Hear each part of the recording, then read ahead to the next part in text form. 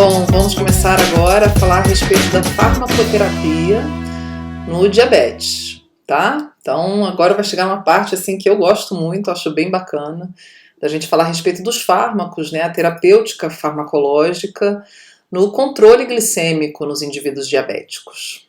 Então tem uma vasta gama de medicamentos que a gente vai falar, tá? Bom, gente, então a primeira coisa a gente precisa ter bem claro na nossa mente qual que é aí o caminho, né, percorrido pelas alterações fisiológicas que levam ao desencadeamento da hiperglicemia, que é o sinal clínico dos diabéticos que produz problemas. Então é o seguinte, a gente já falou isso em aulas anteriores, mas aqui agora ressaltando para a gente conseguir visualizar aonde os medicamentos vão entrar nessa história, a gente tem aqui então, né, a gente sabe que diabetes mellitus, ele é uma situação que envolve a deficiência insulínica, né? Então, é uma doença que tem um caráter endócrino, que o indivíduo vai ter o comprometimento de um hormônio específico, que é a insulina, e isso, a gente sabe que a insulina está envolvida na questão do equilíbrio, da homeostasia glicêmica.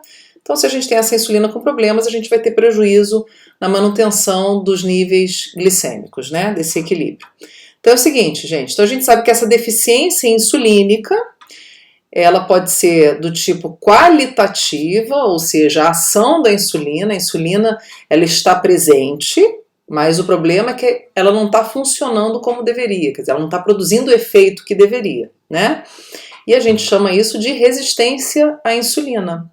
Normalmente é uma situação prévia, né, que acontece antes. Então, inicialmente, principalmente em diabéticos tipo 2, eles apresentam, a maioria deles, inicialmente um problema na ação da insulina, né? Eles têm insulina, as células beta produzem tudo, mas essa insulina não está funcionando bem. A gente chama isso de resistência à insulina, né? Os tecidos estão resistentes à ação e a gente viu, tem vários mecanismos por trás disso. Bom, outro tipo de deficiência insulínica que a pessoa pode apresentar é do tipo quantitativa. Aí a gente está falando de quantidade, ou seja, problemas na síntese e secreção. Aí você tem comprometimento funcional das células beta no que envolve sintetizar e liberar insulina, tá? Né? Aí você tem já redução do quantitativo de insulina. E aí essa deficiência quantitativa, ela pode ser relativa, ou seja, a pessoa tem uma diminuição, mas ela ainda produz alguma coisa, ou ela pode ser do tipo absoluta, quer dizer o que, gente? Ela não produz nada de insulina. Então a gente sabe que os DM2, diabéticos mellitus, né, diabetes mellitus tipo 2, a gente tem a deficiência inicialmente relativa, né? Depois de muito tempo, ele pode evoluir para uma absoluta, né? Mas é caracterizado principalmente por uma deficiência relativa que, na realidade, inicia com uma resistência e isso desencadeia aquele processo de hiperplasia. Lembra, inicialmente eles têm uma hiperinsulinemia e depois eles têm uma redução, né? Que é essa deficiência quantitativa. E os indivíduos que têm DM1, ou seja, diabetes mellitus tipo 1, eles vão apresentar uma deficiência absoluta, né? As células beta morrem, né, elas sofrem um processo de destruição pelo sistema imunológico e a pessoa realmente não produz nada de insulina zerada, né?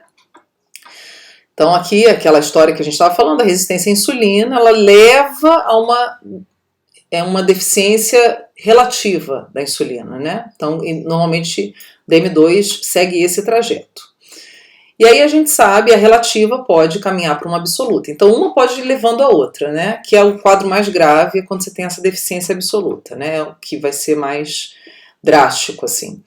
E a gente sabe que tudo isso contribui para quê? Para a manifestação de hiperglicemia. Se a insulina não funciona bem, hiperglicemia. Se você tem pouca insulina, hiperglicemia. Se você não tem nada de insulina, super hiperglicemia. Né, gente? E qual o problema da hiperglicemia? Por que a glicemia não pode ficar alta?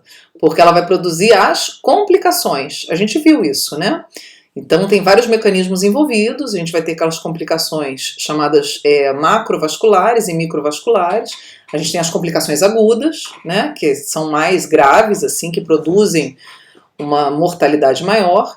Então as complicações é que vão comprometer a vida do sujeito. Então ele pode apresentar morbidades que estão atreladas principalmente às complicações crônicas, retinopatia, neuropatia, né, que a gente já falou, nefropatia, E a gente sabe que essas complicações, esse estado mórbido, né, ele pode conduzir à mortalidade, né? Então, se o indivíduo tem problemas num vaso maior, ele pode ter, por exemplo, uma coronária, ele pode infartar e pode morrer por conta disso, uma parada cardíaca, né? Se ele tiver uma complicação um ateroma de artéria que nutre alguma região encefálica, também ele pode ter um AVC que pode também produzir a morte. Então, o estado mórbido ele pode conduzir à mortalidade, né? Então, uma lesão num pé que infeccione tudo, ele faz uma amputação, procedimento cirúrgico, perde muito sangue e tudo, ele pode ir a óbito por conta disso, tá? Então, a gente tem isso meio que atrelado. Mas claro que a gente pode ter as complicações que conduzem à mortalidade diretamente, como é o caso das complicações agudas, como a gente viu, né? Cetoacidose diabética e a síndrome hiperglicêmica hiperosmolar.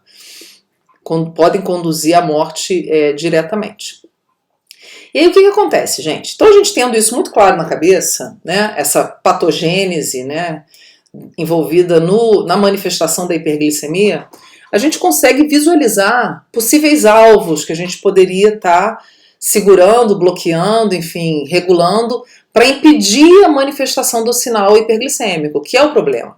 Então, o grande desafio, né, do tratamento do diabetes é manter a glicemia. Esse é o objetivo central, manter a glicemia numa faixa estreita de variação, muito próxima do indivíduo normoglicêmico, né? Então, o ideal é botar o sujeito com níveis glicêmicos adequados, ideais ou toleráveis, que vão evitar a ocorrência das complicações. Então a ideia é essa. Então a terapêutica ela vem para isso, para segurar o nível glicêmico dele e impedir que ele tenha essa manifestação hiperglicêmica.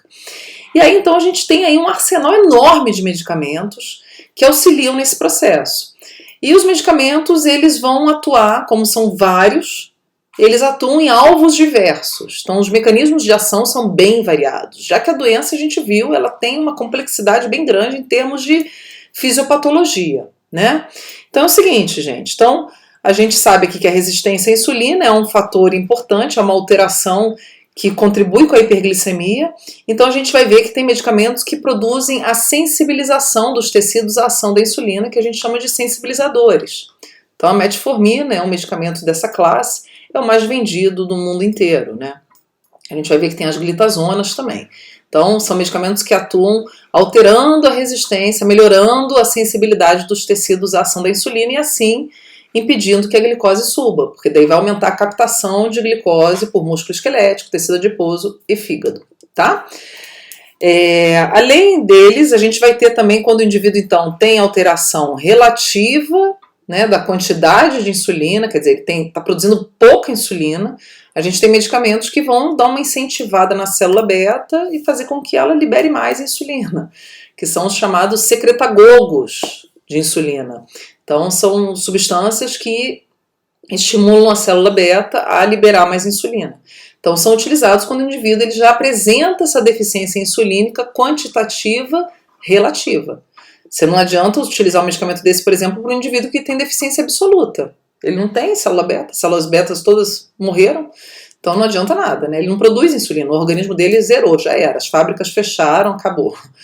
Então, por isso é interessante, tá vendo, entender, gente, esses mecanismos e identificar no indivíduo o que ele está vivendo, o que está acontecendo nele. Ele está resistente, ele está com deficiência relativa, para poder saber qual vai ser a condução da terapêutica dessa pessoa, né? Qual que é a melhor alternativa. Bom, a gente vai ter também substâncias que mimetizam, que imitam as incretinas, que são aqueles hormônios GIP, GLP-1, liberados pelas células, né, pelos enterócitos, as células do epitélio intestinal, que também conseguem incentivar, dar aquele incentivo para a célula beta produzir insulina, quer dizer, eles aumentam essa secreção de insulina e eles também melhoram muito a sensibilidade dos tecidos, então eles também são usados em situações de resistência à insulina, tá? E, claro, quem tem deficiência absoluta, não existe outra alternativa que não repor o que está faltando, que é o quê? Insulina. Tá? Então, a gente vai ter a insulina como uma terapêutica importante, o principal, né? O principal no DM1, eles dependem essencialmente da insulina, e é o primeiro recurso, né, farmacológico, vamos dizer assim, medicamentoso para o tratamento do diabetes, né? Desde lá a gente vai falar deles do Best e do Bentin, que fizeram, isolaram, né, e o MacLeod, que conseguiram, e Colip, isolar a insulina e purificar, né, que revolucionaram o tratamento. A gente vai falar também. Bom, e existem outras formas também, gente, de estar manejando isso aí, né, de impedir que essa glicose suba. Uma delas, a gente vai falar também, é através da redução da absorção da glicose no intestino. Então a gente vai ter fármacos que inibem a enzima que degrada as moléculas de açúcar e assim você tem redução da absorção, tá? A gente vai falar a respeito delas. E também a gente vai ter substâncias que aumentam a eliminação da glicose, quer dizer, aumenta a saída da glicose do organismo através de glicosúria, induzindo a saída da glicose através da urina, tá? Então a gente vai falar de todos eles, olha só, isso tudo vai auxiliar para evitar que aconteça hiperglicemia. E eventualmente a gente tem combinações dessas substâncias também, quer dizer, a gente acaba manejando, né,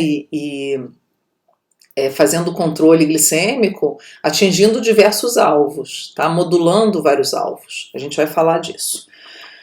Bom, então o diagnóstico do DM, né, quer dizer, do diabetes mellitus, a gente sabe, ó. Então, a partir do diagnóstico, se o indivíduo foi diagnosticado com DM1, a gente falou a respeito de ferramentas diagnósticas e tal, né, para poder diferenciar um do outro, as laboratoriais são as mais importantes. A gente vai ter o DM1, então, quando o indivíduo recebe o diagnóstico de DM1, diabetes mellitus tipo 1, insulinoterapia plena, tá? Principalmente no início. Depois, muitas vezes, você tem que adicionar um sensibilizador de insulina, porque essa pessoa pode desenvolver resistência à insulina.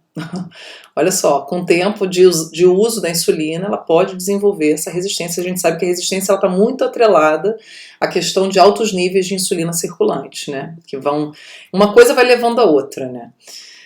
Então, muitas vezes pode levar essa associação. A gente vai falar. O DM2... Então, se o indivíduo recebe diagnóstico de diabetes mellitus tipo 2, como é que vai ser isso? Ó? Normalmente, no início, se recomenda dieta e exercício, tá? Mas já se entra com alguma coisa de medicamento até antes, principalmente sensibilizadores. A gente vai usar muito o parâmetro de hemoglobina glicada, tá, gente? Então, hemoglobina glicada entre 6% e 7%, normalmente você vai para uma monoterapia, quer dizer, vai utilizar um antidiabético. Tá? Aqui eu botei antidiabético ADO, antidiabético oral, mas não necessariamente oral, tá? Então, antidiabético. A gente tem outros, os incretinomiméticos são injetáveis, por exemplo, e podem ser usados também. Então, o norteador vai ser a hemoglobina glicada, que é aquele índice que nos dá um histórico glicêmico aí de 90 dias, mais ou menos, né? Aí não, o sujeito está entre 7% e 8%, né, de hemoglobina glicada. Então, normalmente você combina 2 antidiabéticos, tá? Nesse caso, do DM2. Entre 8% a 10%, quer dizer, uma hemoglobina glicada bem alta, significa que ele está com uma glicemia muito elevada, quer dizer, alto risco de desenvolver complicações, então já entra, além do antidiabético, já inicia tratamento com insulina, tá? Nesse caso. E quando você tem acima de 10%, né, igual ou maior que 10%, você faz a insulinoterapia plena, tá? Mas normalmente você tem alguma coisa combinada também, tá? Então é a evolução do tratamento, né? Muitas vezes, se está naquele estado ainda de pré-diabetes, o ideal é começar com medidas não medicamentosas, né, terapêutica não farmacológica, que é mudança de estilo de vida, e aí depois, se não tem jeito, você tem que entrar com medicamento, porque você não pode deixar o sujeito hiperglicêmico correndo risco de ter complicações, tá bom, gente? Então você vai tendo uma agregação de medicamentos, né, tanto que chega um ponto que ele pode tomar vários. Então olha só, aqui também ilustrando um pouco isso, né, o tratamento refletido na evolução da doença, ó. Então aqui a função da célula beta, tá? E aqui tempo. Então a gente sabe que com o tempo essa função vai caindo, quer dizer, vai diminuindo a secreção de insulina. E aí você vai tendo ajustes na terapêutica, né? Então muitas vezes essa terapêutica ela vai sendo alterada ao longo da vida do indivíduo, tá?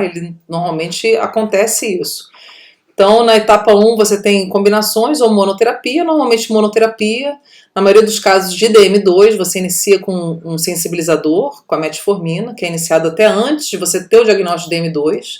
Tá? O indivíduo com síndrome metabólica, por exemplo, já faz uso, muitas vezes, para evitar o surgimento da doença propriamente.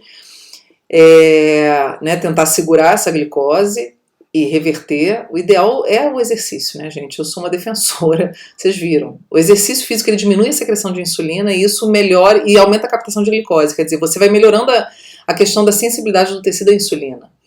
tá? Então tem que lembrar disso, né? A resistência, ela está associada, primeiro, você tem uma redução do efeito por conta, no caso da síndrome metabólica, por exemplo, ácido graxo livre circulante, que faz com que o tecido fique resistente. E aí o pâncreas responde produzindo mais insulina.